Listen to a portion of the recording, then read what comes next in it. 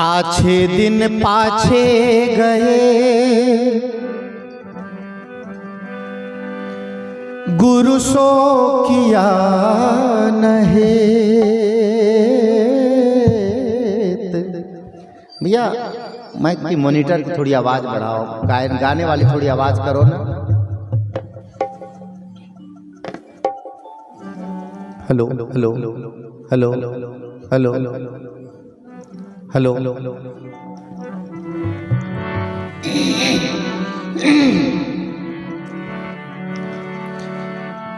आछे दिन पाछे गए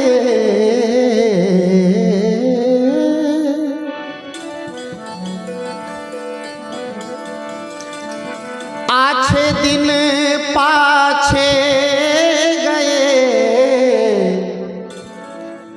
गुरु सो किया नहेत। अब पछताए होत क्या जब चिड़िया चुग गई खेत।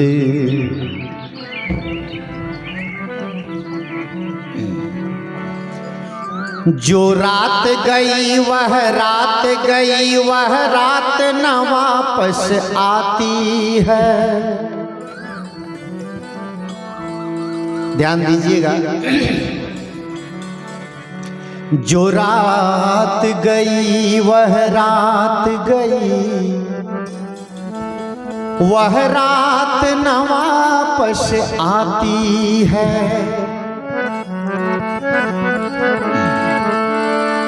जो प्रात गई वह प्रात गई, वह प्रात न वापस आती है।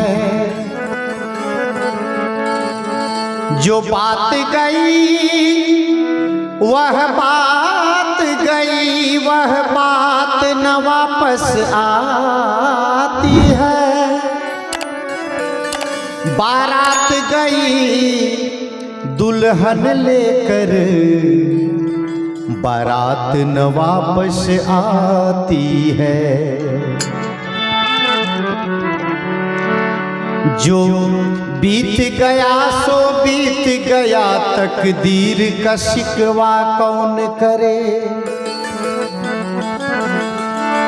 जो बीत गया सो बीत गया, तकदीर का शिकवा कौन करे। जो तीर कमान से निकल गया, उस तीर का पीछा कौन करे। थोड़ा सा कान में चुभे ना, ऐसा कर दीजिए।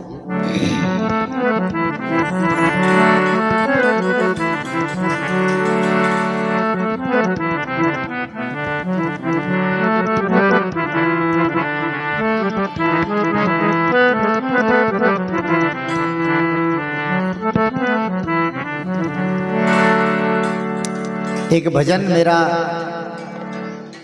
YouTube पर बहुत वायरल हुआ। आप लोग में से कोई सुने होंगे, हो सकता है तो याद करें।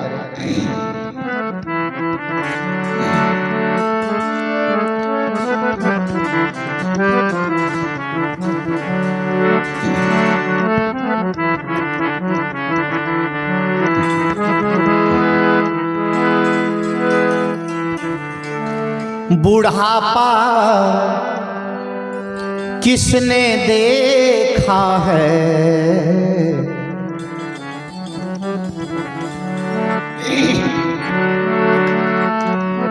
किसने देखा है बुढ़ापा, किसने देखा है बुढ़ापा, किसने देखा है। इको मत बढ़ाओ, रिपीट मत बढ़ाओ ज्यादा, थोड़ा सा हल्का, जितना है उतना ही रखिए। भजन कर भजन कर भजन कर मस्त जवानी में बुढ़ापा किसने देखा है। भजन कर मस्त जवानी में बुढ़ापा किसने देखा है। बुढ़ापा किसने देखा है। बुढ़ापा किसने देखा है। भजन कर मस्त जवानी में बुढ़ापा किसने देखा है। भजन कर मस्त जवानी में बुढ़ापा किसने देखा है।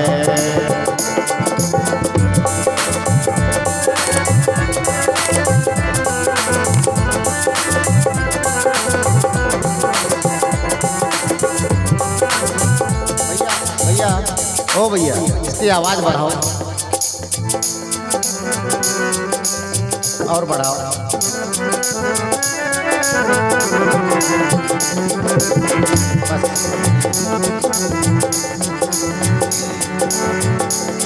भजन की पंक्तियों पर ध्यान दीजिए। जितने लोग यहाँ नौजवान और नवयुवतियां हैं वो तो ध्यान दे ही, धीरे धीरे वो तो ध्यान दीजिए।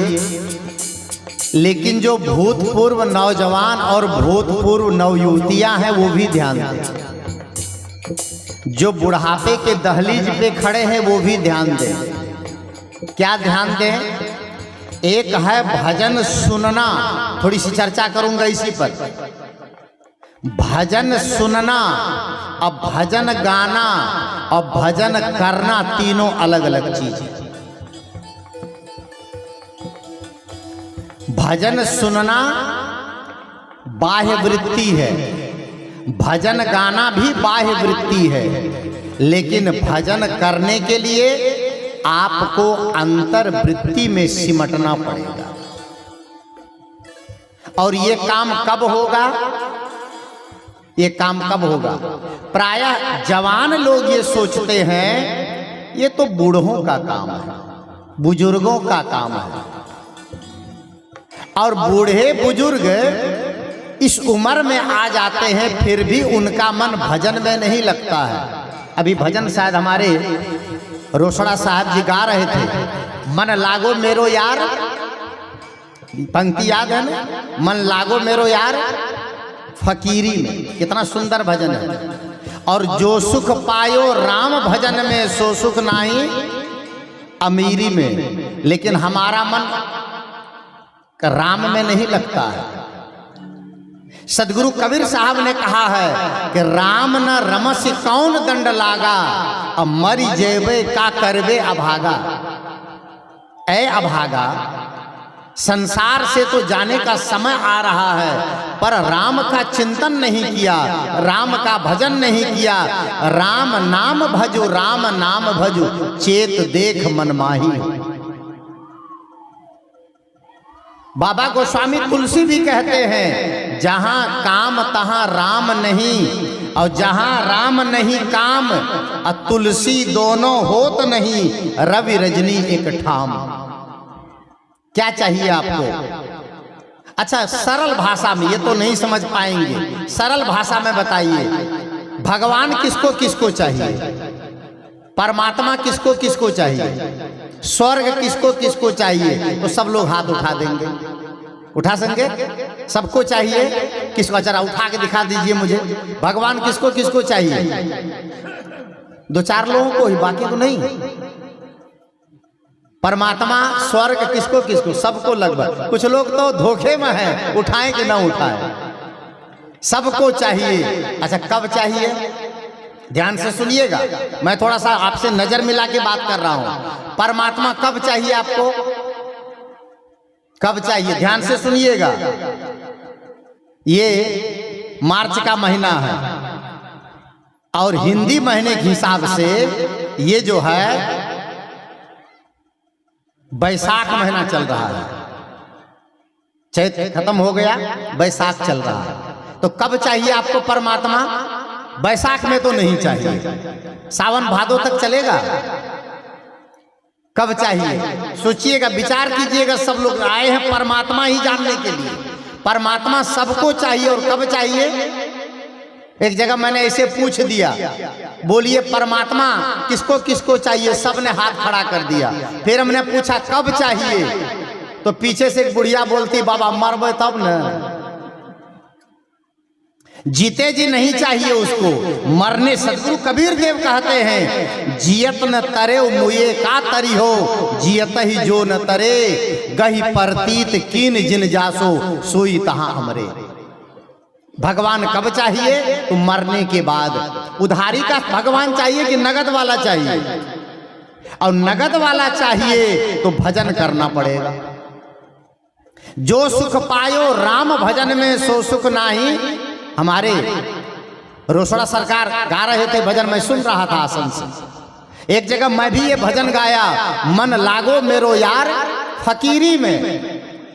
भजन गाने लगा, मैंने कहा आप लोग भी गाइए मेरे साथ, मन लागो मेरो यार फकीरी में। बड़ा सरल भजन है। एक युवक बैठा था, वो मैं गा रहा था मन लागो मेरो यार फकीरी में, और वो लड़का उधर से गा रहा था मन लागो मेरो यार तिजोरी में। मन लागो मेरो यार फकीरी में, अब मन लागो मेरो यार तिजोरी में। तो जुबान से फकीरी और मन से तिजोरी, यही है हमारे जीवन में दो चिंतन, दोहरा चिंतन। आपके जीवन में, हमारे जीवन में, मनुष्य मात्र के जीवन में भजन का मतलब है जीवन का सुधार। एक है जीवन गुजर और एक है जीवन सुधार। वो कब होगा? आदमी जवानी में गलत करता है तो बुढ़ापे में कैसे अच्छा हो जाएगा? बुढ़ापे में कैसे सुंदर हो जाएगा? भजन कैसे हो जाएगा बुढ़ापे में?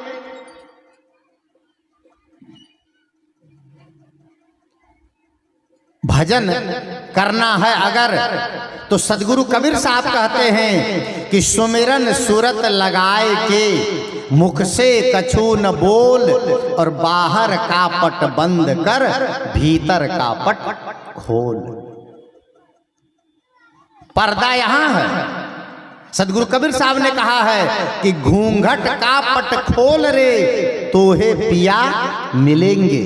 कहा है कहाँ? कहा घट घट में वह साईं बसत है, और कटुक वचन मत बोल। अभी सुन रहे थे हमारे आदरणीय संत जगन्नाथ साहब जी से कि कटु वचन बोल करके आदमी अपने पूरे व्यवहार को खराब कर लेता है। और याद रखिएगा, जिसका व्यवहार खराब है उसका अध्यात्म कभी नहीं बन सकता है, कभी नहीं बन सकता है। जिसकी वाणी खराब है, जिसका चिंतन खराब है, जिसके कर्म खराब हैं, जिसका स्वभाव खराब है और जिसके धर्म खराब हैं, उनके जीवन में कभी भी भजन नहीं हो सकता है। हाँ, वो पीठ तान कर बैठ सकता है, चादर ओढ़ सकता है, मंदिर में पूजा कर सकता है, दूसरों को दिखाने के लिए दान भी कर सकता है, दूसरों को दिखाने के लिए सहयोग भी कर सकता है। पर भजन करने के लिए पहली शर्त है आपके अंतर शुद्धि। भजन करने का पहला शर्त है, भजन करने की पहली इकाई है कि आपके अंतर की शुचिता। और अंतर की शुचिता कहां से शुरू होगी? अंतर की शुचिता शुरू होती है आपके आहार से। कहां से? आहार से। और ध्यान दीजिएगा, आज लोगों के अंदर में आहार खराब हो गया।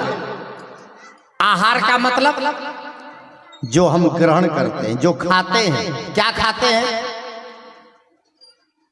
मैं सबका ध्यान चाहूंगा, बार बार मैं बोल रहा हूं कि जो खाते हैं, आप जो खाते हैं उससे आपका मन बनता है, उससे आपके चित्त का निर्माण होता है, उससे आपके वृत्तियों का निर्माण होता है। इसीलिए उपनिषद के ऋषि ने कहा, आहार शुद्धौ सत्व शुद्धि और सत्व शुद्धौ ध्रुवा स्मृति, स्मृत लभ्ये सर्व ग्रंथि नाम विप्रमोक्ष। मैं केवल भजन के लिए भजन नहीं गा रहा हूं, भजन के साथ साथ जो बात है उसको समझिए। आज क्या खा रहा है इंसान, क्या क्या नहीं खा रहा है, ये पूछिए आप। पढ़े लिखे लोग, ग्रेजुएट लोग, हाई स्कूल किए हुए लोग, इंटर किए हुए लोग, पीजी और डिलीट किए हुए लोग, पीएचडी किए हुए लोग अपने को बड़ा विद्वान समझते हैं, साक्षर समझते हैं, अपने को बड़ा रईस समझते हैं, अपने को मॉडर्न समझते हैं, अपने को इंटेलिजेंट और एजुकेटेड समझते हैं। लेकिन उनका खाना कैसा है?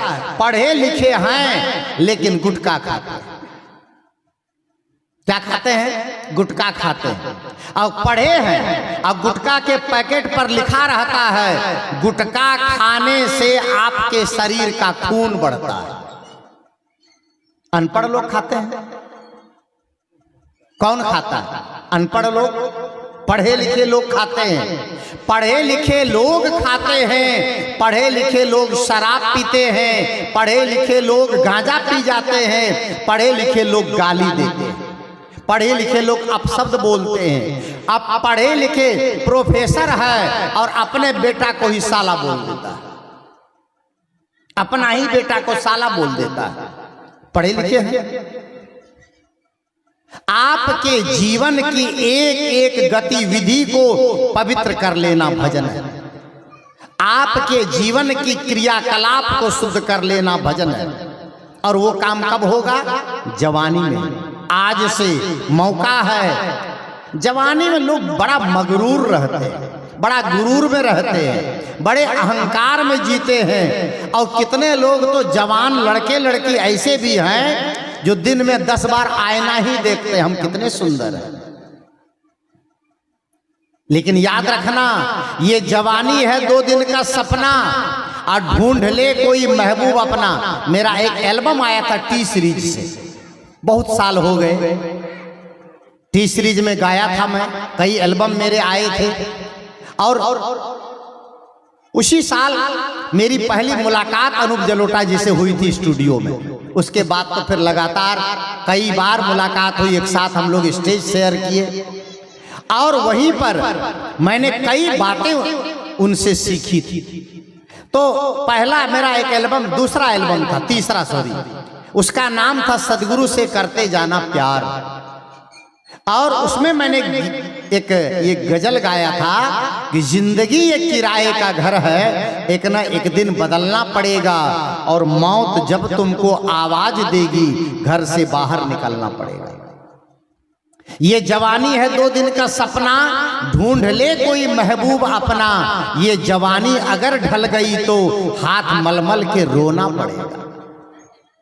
बड़ा मुश्किल है इन बातों को समझना। क्यों? क्योंकि जवानी के जोश में आदमी को होश नहीं रहता है।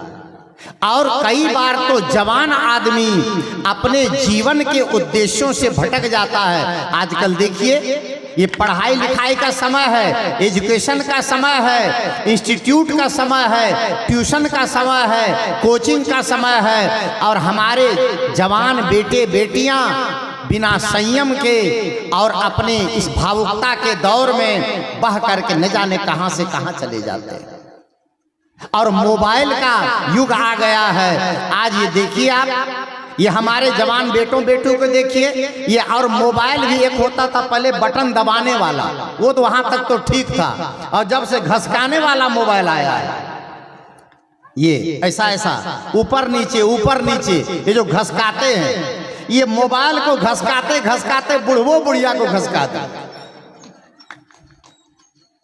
थाहे नहीं लगता है कि माँ बाप भी कोई चीज है, घर में पेरेंट्स भी कोई चीज है, घर में बड़े बुजुर्ग भी कोई चीज है, संत महात्मा भी कोई चीज है। कुछ नहीं, कुछ फर्क ही नहीं पड़ता है। ये मोबाइल ने अच्छा वरदान है, मोबाइल का आना वरदान है, लेकिन मोबाइल का दुरुपयोग अभिशाप है। एक माँ बाप ने कहा बेटी से कि बाबू रात में 10 बजे के बाद मोबाइल नहीं देखना बंद कर दो। और रजाई ओढ़ लिया बेटी, और तौरे तर मोबाइल घसका रहा। मानता ही नहीं है। एक गाना था ना, दिल है कि मानता नहीं, सुने होंगे आप लोग। ये वही दिल है जो माँ बाप की बात नहीं मानता है, संत गुरुजनों का उपदेश नहीं मानता है, बड़े बुजुर्गों का अनुशासन नहीं मानता है। परिणाम क्या हो रहा है? समाज विकृत होता जा रहा है, समाज गलत मार्ग पर जा रहा है। लोग कहते हैं जमाना खराब है, और मैं कहता हूं लोगों का दिमाग खराब है। और ये दिमाग कैसे ठीक होगा? ये दिमाग ठीक होगा भजन से, सत्संग से, साधन से, विचारों से। मैं भजन शुरू किया, भजन कर मस्त जवानी में बुढ़ापा किसने देखा है। सारा काम जवानी में, और भजन कब होगा? बुढ़ापे में हो सकता है? नहीं हो सकता। इसलिए जवानी में इसका भी काम करना चाहिए। और जवानी में अगर आप सब काम कर सकते हैं तो थोड़ा थोड़ा भजन भी करें। एक भजन भी मैं गाता हूं कि रोज थोड़ा थोड़ा गुरु का भजन करें। लेकिन आइए इस भजन को सुने और आगे थोड़ी सी चर्चा करके बात को विराम दूंगा। बुढ़ापा किसने देखा है, बुढ़ापा किसने देखा है। भजन कर मस्त जवानी में बुढ़ापा किसने देखा है। भजन कर मस्त जवानी में बुढ़ापा किसने देखा है। बुढ़ापा किसने देखा है, बुढ़ापा किसने देखा है। भजन कर मस्त जवानी में बुढ़ापा किसने देखा है। भजन कर मस्त जवानी में बुढ़ापा किसने देखा है।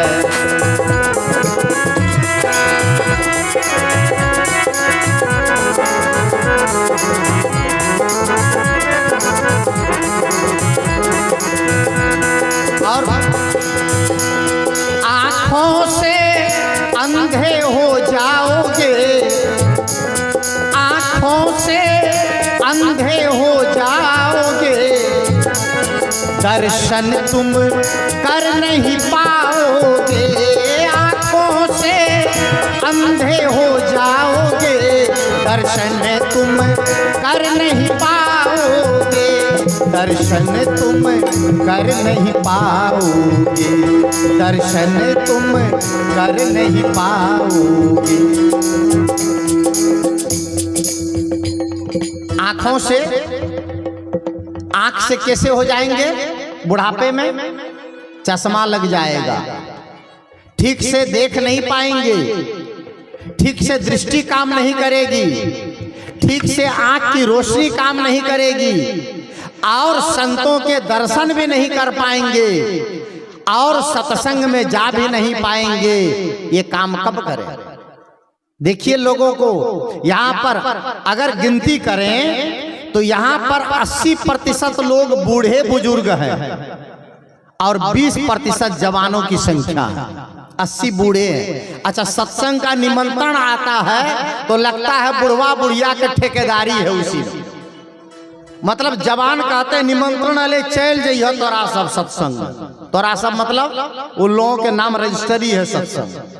जवानों को जरूरत नहीं है सत्संग, जवानों को भी चाहिए। याद रखिएगा, आप जवानों को सत्संग में लाएंगे तो आपके घर के बच्चों के संस्कार अच्छे बनेंगे। सत्संग में अगर बच्चों को लाएंगे तो संत कहेंगे ज्ञान की बात, मातृ देवो भवः, पितृ देवो भवः, आचार्य देवो भवः, अतिथि देवो भवः। साधना से रहो, सादगी से रहो, फिजुल खुर्ची मत बनो, कुसंगी मत बनो, शराबी मत बनो, दुराचारी मत बनो, दुर्व्यसनी मत बनो। ये ज्ञान सत्संग में मिलेगा।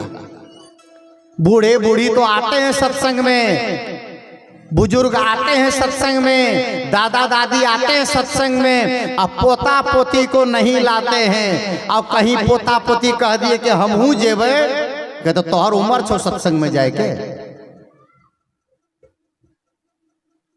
अब कितने लोग कहते हैं कि सत्संग में जाकर के क्या करोगे, तुम्हारा तो दिमागे बदल जाएगा, पोता पोती का दिमाग बदल जाएगा।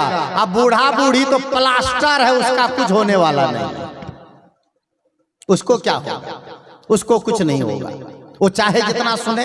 बंधुओं, सत्संग शुरुआत है, सत्संग मध्य है और सत्संग अंत है। अपने बच्चों को आप सत्संग में लाइए, अपने छोटे छोटे नन्हे मुन्नी संतानों को, पोता पोती को सत्संग में लाएंगे तो क्या होगा? बच्चे दर्शन करेंगे। ये मुझे बात याद आ गई। आप अपने बच्चों को खिलौना देते हैं, याद रखिएगा, सब लोग ध्यान दीजिएगा, और हमारे युवतियां ध्यान दें जो आने वाली पीढ़ियों में मां बनने वाली हैं, हमारे युवक ध्यान दें जो आने वाले समय में बाप बनने वाले हैं। अगर आप चाहते हैं आपके घर के बच्चे अच्छे बने तो बच्चों के संस्कारों पर ध्यान दीजिए। इस सत्र में तो नहीं, अगर समय मिला तो कल के सत्रों में मैं संस्कारों पर चर्चा करूंगा कि संस्कार कैसे बनते हैं, संस्कारों का निर्माण कैसे होता है, और संस्कारों के अभाव में बच्चों का जीवन कैसा खराब होता जा रहा है। संस्कार की कितनी जरूरत, संस्कार किसे कहते हैं? आज मैं देखता हूं घरों में छोटे छोटे बच्चों को, उनको सत्संग नहीं मिलता है, साहित्य नहीं मिलता है, भजन सत्संग के गीत नहीं मिलते हैं, घर में पाठ नहीं होता है, घर में स्तुति विनती नहीं होती है, उल्टा बच्चों के हाथ में बंदूक दे देता है खेलने के लिए। आप लोग ध्यान देते हैं? बच्चों के हाथ में, आप उसके हाथ में गुलाब का फूल दीजिए, आप उसके हाथ में दीपक दीजिए, आप उसके हाथ में सदग्रंथ दीजिए, आप उसके हाथ में महापुरुष की तस्वीर दीजिए तो वो ठीक है, लेकिन बच्चा के हाथ में आप प्लास्टिक का बंदूक दे देते हैं। अब बंदूक से बच्चा ढसम ढिसुम करता रहता है, मारता रहता है। आप उसके संस्कार को खराब कर रहे हैं, आप उसके संस्कार को बिगाड़ रहे हैं। आज वो प्लास्टिक का बंदूक चला रहा है, अब कल उसका दिमाग कहीं खराब हुआ तो वो बंदूक चलाते चलाते असली बंदूक लेगा, सबको भून देगा। अब कौन बिगाड़ रहा है बच्चों को? आप बिगाड़ रहे हैं। बच्चे छोटे छोटे होते हैं, उसके हाथ में आप गलत सामान मत दीजिए। बच्चे छोटे छोटे होते हैं, उसके हाथ में आप सुंदर चीज दीजिए और उनके संस्कारों की देखभाल कीजिए। मैं कह रहा था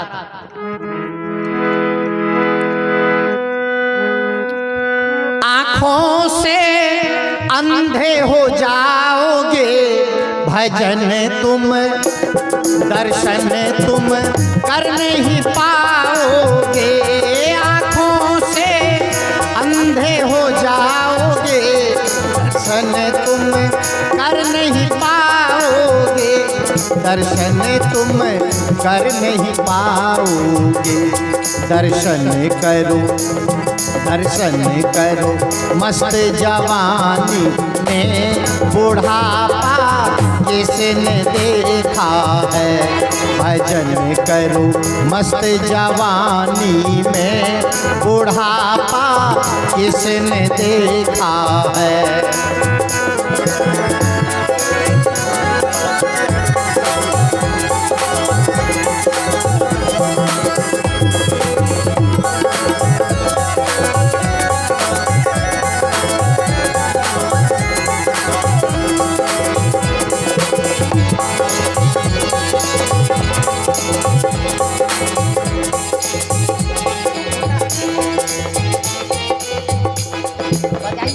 छोटा पीस बजाइए ताकि जल्दी भजन शुरू कर सकें।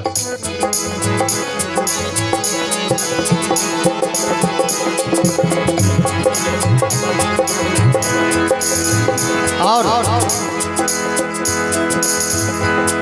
कानों से बहरे हो जाओगे, भजन तुम सुन नहीं पाओगे।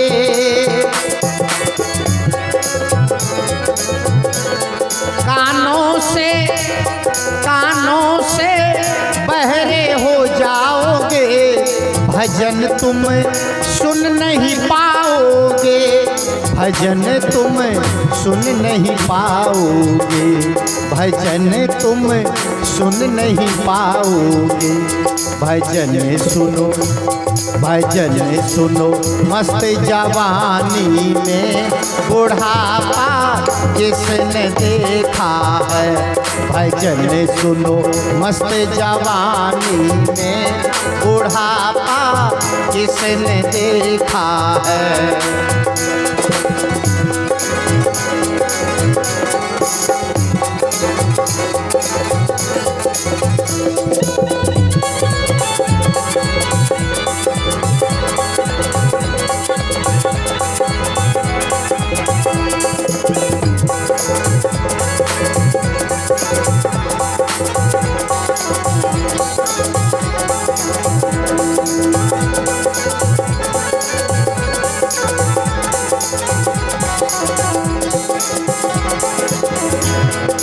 और हाथों से लूले हो जाओगे, हाथों से लूले हो जाओगे। दान तुम कर नहीं पाओगे, हाथों से लूले हो जाओगे। दान तुम कर नहीं पाओगे। हाथ से लूले कैसे हो जाएंगे? क्या कोई हाथ हमारा काट लेगा? ध्यान दीजिएगा, सबका ध्यान चाहूंगा। कोई सोना नहीं और कोई बात नहीं करना। हाथों से लूले हो जाओगे। हाथ कोई काट लेगा हमारा, हम लूले कैसे हो जाएंगे? हाथों से लूले होने का मतलब है जो ताकत जवानी में आपके पास है वो बुढ़ापे में नहीं रह जाएगी। आज आप घर के मालिक हैं, आज आप घर के मालकिन हैं, घर में बच्चे छोटे छोटे हैं और आप अपने हाथों से कहीं भी सेवा कर दो, दान कर दो, धर्म कर दो, परोपकार कर दो, कोई रोकने वाला नहीं। आप घर के मालिक हैं। और जब जवान बेटे बहू घर के मालिक हो गए और घर की अलमारी की चाबी उसके पास चली गई, बैंक के खाता का नाम उसका हो गया, दुकान के मालिक बेटा हो गए, तब आप हाथों से लूले हो गए। अब आपके दस्तखत से बैंक में पैसा नहीं मिलेगा, अब आपका बेटा दस्तखत करेगा तब पैसा मिलेगा। हाथों से लूले हो गए कि नहीं? दान, सेवा और धर्म आदमी को जवानी में करना चाहिए और यही धन आपके साथ में चलेगा। सदगुरु कबीर साहब ने कहा, बने जो कुछ धर्म कर ले यही एक साथ जाएगा। गया अवसर न फिर तेरे ये हरगिज हाथ आएगा। साथ क्या चलेगा? साथ क्या चलता है? अरे मर जाने, ध्यान दीजिए, मर जाने के बाद क्या साथ चलता है? शरीर भी साथ नहीं चलता है। सदगुरु कबीर साहब ने कहा कि हंसा यह पिंजड़ा नहीं तेरा और कंकड़ चुन चुन महल बनाया। लोग कहे घर मेरा और ना घर तेरा, ना घर मेरा, चिड़िया रैन।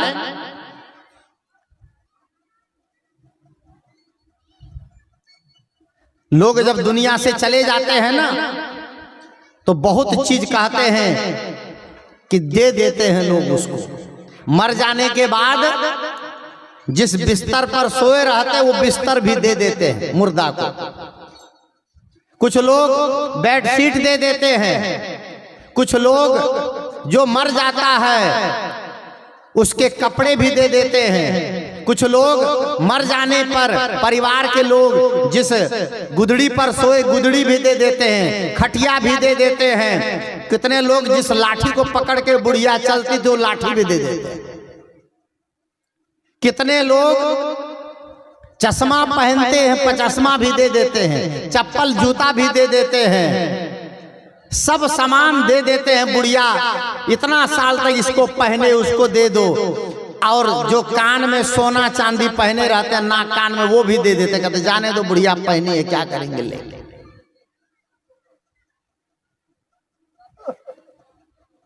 साथ में क्या गया खोल के रख लेता है। रायबरेली एक जिला है उत्तर प्रदेश में। एक कथा में गई एक बुढ़िया, पंडित जी ने कथा में कहा जो आदमी मुंह में सोना रख करके मरेगा उसको सीधे भगवान का धाम मिलेगा। पंडित जी बोल दिए। अब पंडित जी बोल दिए तो उसकी बात झूठ कैसे? हम लोग तो चूंकि सदगुरु कबीर साहब का सिद्धांत है, तू कहता कागज की लेखी, मैं कहता हूं आंखन देखी। मेरा तेरा मनवा कैसे एक हो ही रे। पंडित जी ने बोल दिया। कथा में बुढ़िया गई थी, उसने सुन लिया कि पंडित जी ने कहा मुंह में जो सोना रख करके मरता है उसको भगवान का धाम मिलता है। बुढ़िया दौड़ ले गई सोनार के यहाँ। सोनार से कहती है कि हमको दांत में सोना लगा दो, दांत कोई नहीं तोड़ेगा, सोना दांत में सटा दो, चिपका दो, मर दो और ऊपर से बढ़िया पॉलिश लगा दो, किसी को पता नहीं चलना चाहिए बेटा पुतों को, ताकि मरे तो हम भगवान के धाम में जाए। बुढ़िया गई सोनार के यहाँ, सोना लगवा ली और सोना दांत को प्लास्टर करवा ली ऊपर से, किसी को पता नहीं चला। बुढ़िया रह रही थी घर में आराम से और खूब फान रही थी कि मरेंगे तो हमको भगवान का घर मिलेगा, सीधे वहीं पहुंचेंगे हम। अब बुढ़िया मरी, अब मझली पुतो लोढ़ी से दांत तोड़ के रख लिया। पुतो को पता था कि दांत में सोना है, जाने नहीं दिया, लोढ़ी से दांत तोड़ लिया। साथ क्या गया? न सोना, न चांदी, न रुपया, न गहना, न घर, न परिवार, न महल, न मकान, न बैंक बैलेंस। साथ चलेगा आपका किया हुआ धर्म, आपका किया हुआ दान। कुछ लोग तो ऐसे कंजूस होते हैं कि दान करना भी चाहते हैं। एक बुढ़िया गई एक जगह बाबा के सत्संग में, अब 5 रुपया लेके गई हाथ में, 5 टकिया जो होता था पहला, 5 का जो कागज का नोट होता था वो लेके गई और बैठी सत्संग में, सोची सत्संग में अंतिम में बाबा को हम 5 टका दान करेंगे। तो जब ऐसे मुट्ठी में बांध के बैठी थी, अब सत्संग खत्म हुआ तो सब लोग दान दे रहे थे। अब बुढ़िया भी 5 रुपया का नोट रखी थी, अब पसीना से भीग गया नोट, तो मुट्ठी खोलती है, कहती है कि दान करेंगे दान करेंगे। जैसे मुट्ठी खोली वो नोट भीग गया, तो कहता है नोट से, नहीं कानी नहीं कानी नहीं देवे तोरा ककरो। वो नोट से कहता है, समझ रहे? वो नोट को कहता नहीं कानी, मैं ककरो नहीं देवे तोरा। वो वापस लेकर के चली गई। ऐसा